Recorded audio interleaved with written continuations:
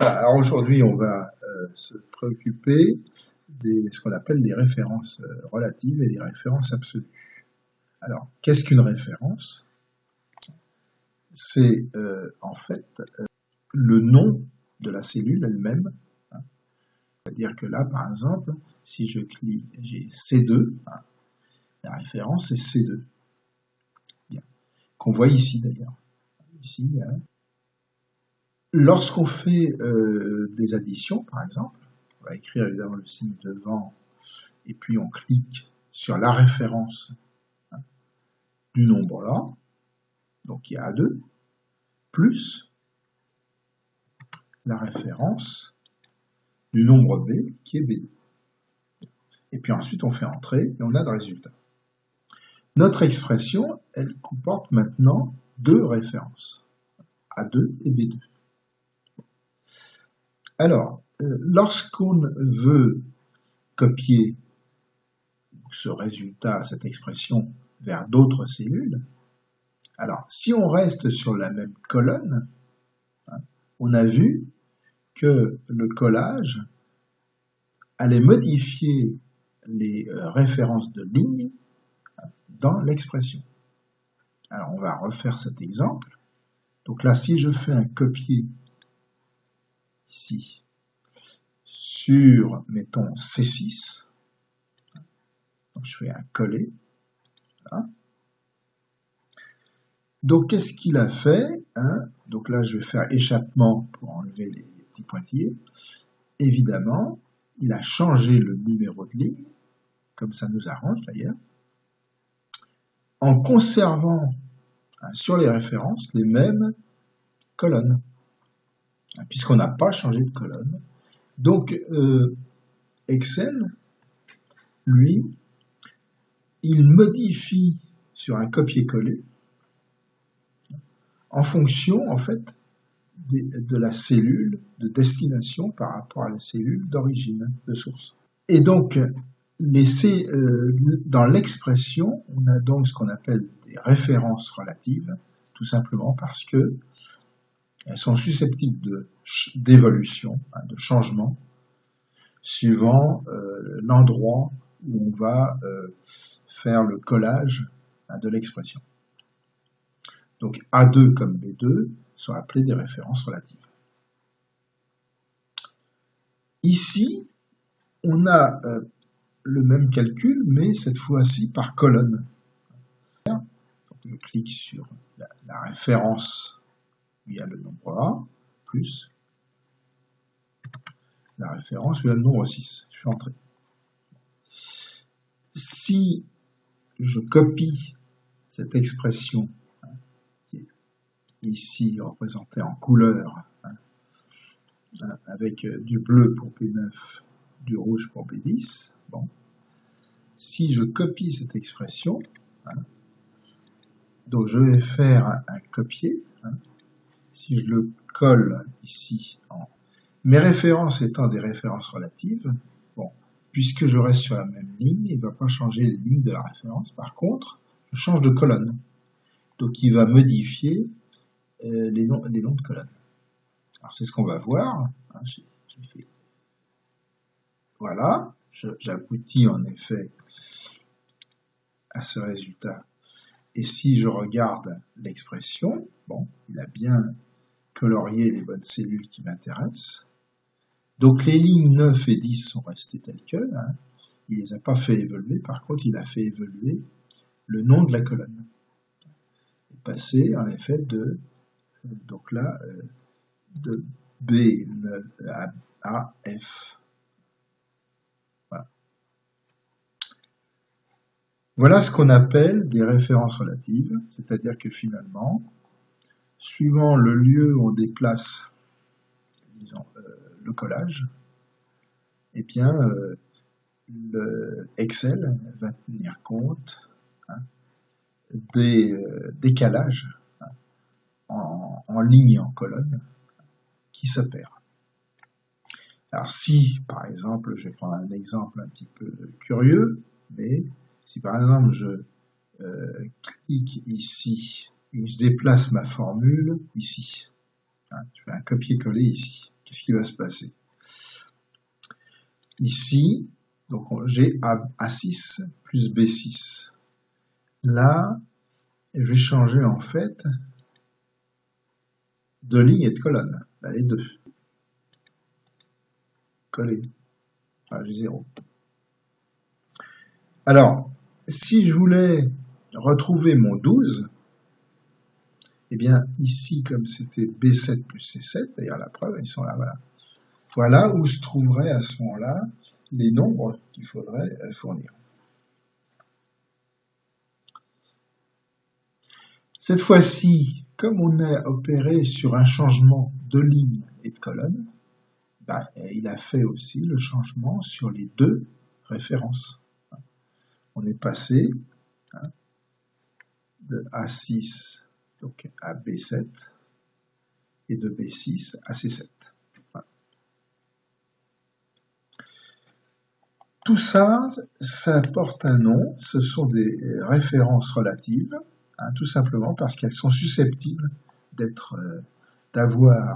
modifiées sur des collages vers d'autres cellules. Maintenant, on va voir le cas de ce qu'on appelle une référence absolue. Là, par exemple, j'ai un âge, bon, on va prendre 20 ans, mettons, voilà. Et je veux savoir l'âge que j'aurai dans 1 an, dans 5 ans, dans 8 ans, dans 10 ans. Donc là, il n'y a pas de problème. Je peux très bien faire égal. Donc, mon 1 que je prends ici, plus le 20 que je prends là. Et je fais entrer. Et j'ai bien le bon résultat.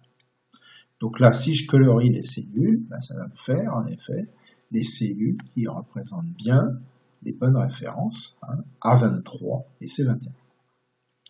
Maintenant, si je veux copier cette expression vers, mettons, la cellule d'en dessous. Bon, là, ce que je veux opérer comme calcul, c'est évidemment qu'on change le numéro de ligne dans la référence A23. Donc, ça, ce qu'on désire, c'est passer en A24. Donc, c'est ce que Excel fera, puisque c'est une référence relative. Donc, il n'y a pas de problème. Il va écrire A24 quand on fera le collage. Bon. Plus, alors c'est là où, par contre, il y a un problème. Plus, il va faire plus, non pas C21, mais C22, puisqu'on change d'une ligne. Donc, il va faire évoluer aussi le numéro de ligne. Donc, ça passera à C22. Or, C22, il n'y a rien. Donc, ça va donner un résultat faux. Si je fais un copier, on va le faire. Copier, coller. Voilà, et j'obtiens 5. C'est-à-dire qu'en fait, alors, ce qu'on va faire, c'est regarder ce qu'il y a dans voilà, les références qu'il me fournit, qui sont coloriées, les cellules coloriées. Il y a bien le 5 qui est bien colorié, c'est le A24. Et puis le C22, où il n'y a rien. Et donc, en effet, il est descendu d'un cran. Or, c'est pas du tout ça qu'on veut. Nous, ce qu'on aurait voulu, c'est qu'il reste, donc il ne bouge pas, qu'il reste toujours à C21. Alors, du coup, Excel nous propose un moyen d'y arriver, c'est de transformer l'une des références en référence absolue. C'est-à-dire que ce qu'on va faire, c'est qu'on va dire que le A23, c'est ma référence relative, je laisse tel que. Ici, par exemple, ce que je voudrais, c'est que le 21 qui se trouve ici ne bouge pas. Pour ça, il y a une convention. C'est comme c'est pas la colonne qui va changer, donc c'est uniquement la ligne. Donc on va ici, convention, mettre un $ devant la ligne. On peut le mettre dans la barre de formule pour indiquer à Excel qu'il faut conserver dans l'expression la ligne 21. Donc maintenant, je peux copier sans problème à la cellule vers C24. Je fais un collage. Et là, j'ai le bon résultat. On peut regarder maintenant en barre de formule ce qu'on obtient. on obtient, en effet, ce qui est bien colorié, c'est-à-dire le 5 qui se trouve ici en A24 et le fameux C21 qui n'a pas bougé de place. Voilà. Donc, en fait, on dit qu'on a figé la ligne, puisque on lui a interdit à Excel de changer la valeur du numéro de ligne en mettant un dollar devant la ligne en question, dans l'expression. Donc maintenant, évidemment, il n'y a aucun problème pour recopier la formule, ça va fonctionner.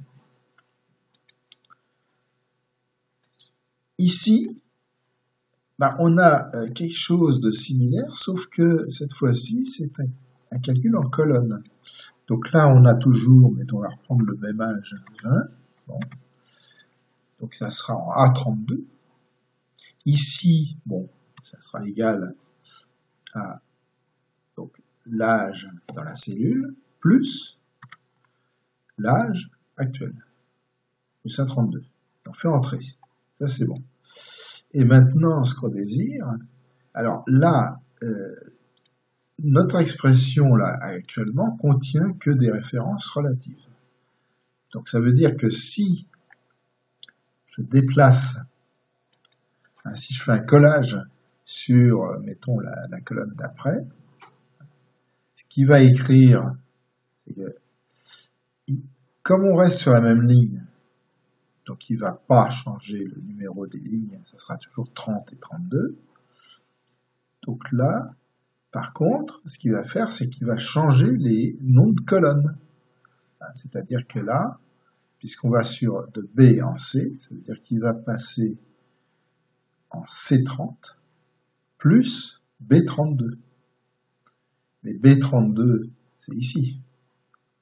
Ça va pas. Donc là, on va le faire. Ça nous donne quelque chose, un résultat faux. Alors, okay. Voilà.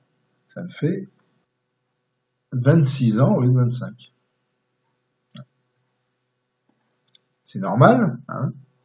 Si on regarde en cliquant dans la cellule, il colorie le 5 là, du C30, là c'est bon. Mais au lieu de colorier le A32, il a colorié la cellule où il a fait évoluer la référence de A32 à B32. Donc c'est pas ça qu'on veut. Donc là c'est pareil, on va donc supprimer ici cette expression, elle n'est pas bonne. Ici, donc si on veut faire la copie de cette expression sur les cellules d'après, donc il faut s'arranger pour laisser en relatif B30, parce que là on veut que ça change chaque fois qu'on aura une colonne différente, que ça passe en C, puis en D, puis en E. Par contre, il faut que mon A32, donc il n'y a aucune raison qu'il change de ligne, puisqu'on est toujours sur la même ligne, donc il va laisser 30 et 32, puisqu'on ne change pas de ligne dans les collages. Par contre, il faut qu'il me laisse le A, et non pas qu'il mette B à la place, ou C ou D. Donc pour ça, même convention que pour les lignes, c'est $1 devant la colonne du A32. Donc si je mets $1 ici, je vais entrer. Donc maintenant, j'ai une référence relative qui est B30 et une référence absolue qui est A32. Donc ça veut dire qu'en fait, quand je vais maintenant copier cette expression, il m'indiquera, donc il fera C30 plus A32. C'est ce que je veux. Donc c'est ce qu'on va faire. Copier. Et collage. Voilà. Et là, j'ai bien mon 25. Voilà. Je clique dans l'expression et je vois qu'en effet, les cellules de l'expression sont indiquées comme il faut. Ensuite, bien sûr, il n'y a plus qu'à utiliser la poignée de recopie pour aller vers les autres colonnes et on aura les bons résultats. puisque chaque fois, on aura copié, ici dans l'expression, la référence absolue à 32. Voilà.